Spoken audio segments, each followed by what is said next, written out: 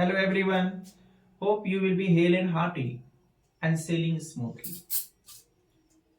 आप जानते हैं कि सेंटेंस सर्जरी का एक सीरीज चल रहा है जिसमें पार्ट 1 आपने देखा होगा और अब मैं इसे पार्ट 2 के नाम से बताने जा रहा हूं आपको. This is the second series of sentence surgery, let me rather से. अब इसमें अगर आप देखते हैं जब भी, तो सबसे पहले पार्ट 1 को व्यू करें. पार्ट 1 देखो और उसके बाद पार्ट 2 पे आओ. इससे क्या होगा, चीजों की कनेक्टिविटी आपके साथ बनेगी and you will be able to comprehend in a much better and easier manner. और आपके ब्रेन में चीजों को कनेक्ट करने की एबिलिटी अवेकन हो जाएगी. तो सेकेंड पार्ट में हम क्या पढ़ेंगे आज? सेंटेंस सर्जरी के सेकेंड पार्ट में हम पढ़ेंगे सेमी वॉवेल, या उसे हम सेमी कंसोनेंट के नाम से भी जानते हैं. यहां पर मैं आपको थोड़ा सा बता दूं कि वॉवेल तो हर जगह लिखा हुआ है, you will find everywhere. You have already learned it, you already know about this.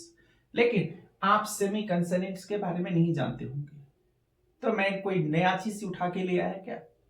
नहीं, एक हिडन कॉन्सेप्ट है जो मैं आपके साथ शेयर करने जा रहा हूं और इसे मैं प्रूव भी करूंगा आज आपके सामने. अगर फिर भी आपको कोई प्रॉब्लम लगे तो आप अपने ग्रे एरिया को, अपने डाउट को कमेंट बॉक्स में शेयर करना. और साथ ही साथ लाइक, सब्सक्राइब, शेयर जहां पर भी हो आप जो कर सकते हो इस पेज के लिए, इस चैनल के लिए, वो जरूर करना.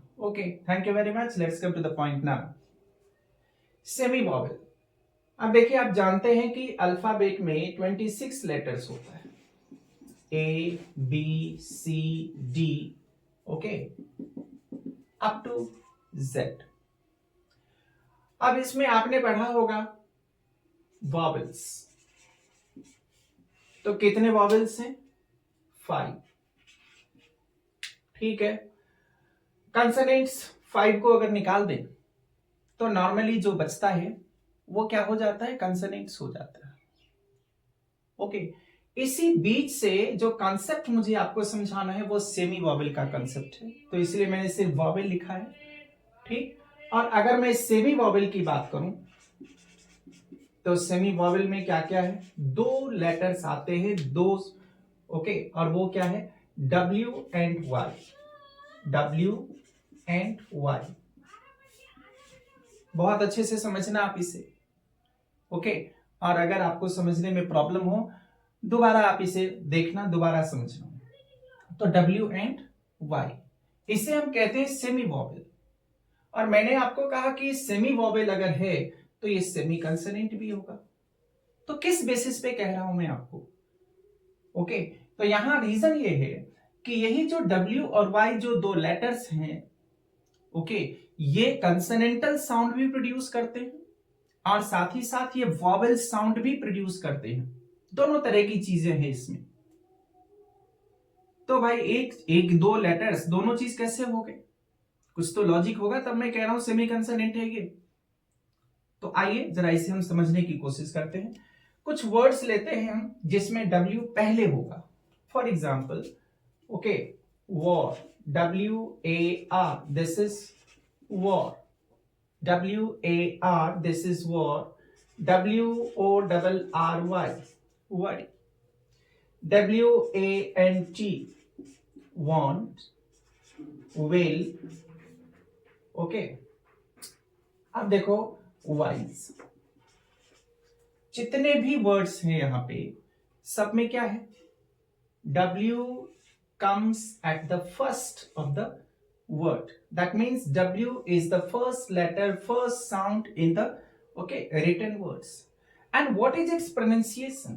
इसका pronunciation क्या है? W, worry, want, will, wise, अब देखो मैं दूसरी तरह से लिख रहा हूं यहां पे. Now the same letter is being taken at the end of the word. ROW, row. CROW, crow. THROW, throw. SHOW. So now what do you observe over here? यहां देखो क्या ऑब्जर्व कर रहे हो आप, ये जो W है अगर मैं इसे हटा दूं तभी मैं, और O का प्रोनाउंसिएशन आ रहा है, ठीक, क्रो, लगता है जैसे इस O को ही ये कंप्लीट कर रहा है, ठीक है।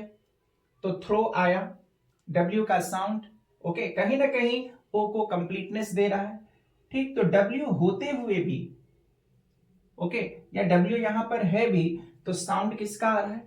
वॉवेल का। साउंड किसका आ रहा है? वॉवेल का।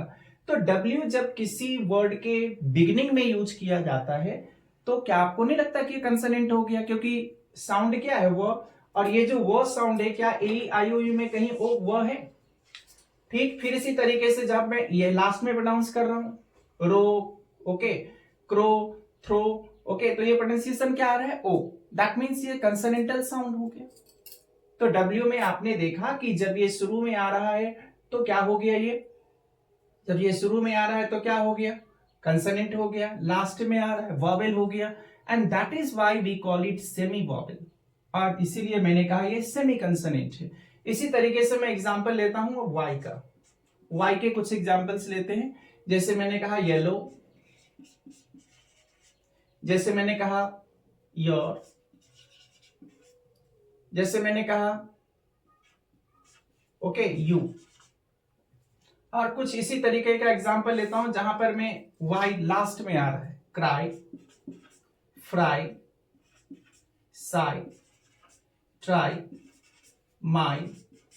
Now what do you observe here? अगर वाई डब्ल्यू में है, अगर वाई डब्ल्यू में है तो फिर से मैं वाई लिखूंगा तो वही वो आ जाएगा, ठीक है। या अगर मैं यहां पर लिखूं तो मैंने इसे क्या प्रोनाउंस किया? मैंने इसे प्रोनाउंस क्या किया? य। अब देखो येलो में य आ गया, फिर योर में भी कहीं ना कहीं य आ जाएगा, यू में भी य आ जाएगा। तो क्या य साउंड वॉवेल में आता है?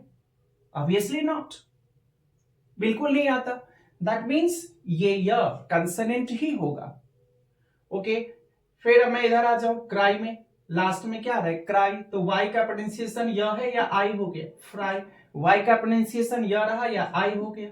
साई का प्रोनाउंसिएशन य रहा या आई हो गया? ट्राई का प्रोनाउंसिएशन, और इसमें जो वाई है ये क्या रहा? आई हो गया। माई में भी क्या? आई हो गया। That means what do you observe once मोर?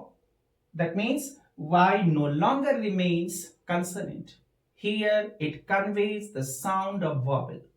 तो सेम वाई अगर शुरू में आ गया, ओके, तो क्या हो गया? कंसोनेंट हो गया। अगर ये किसी वर्ड के एंड में आ गया तो क्या हो गया? वॉवेल हो गया।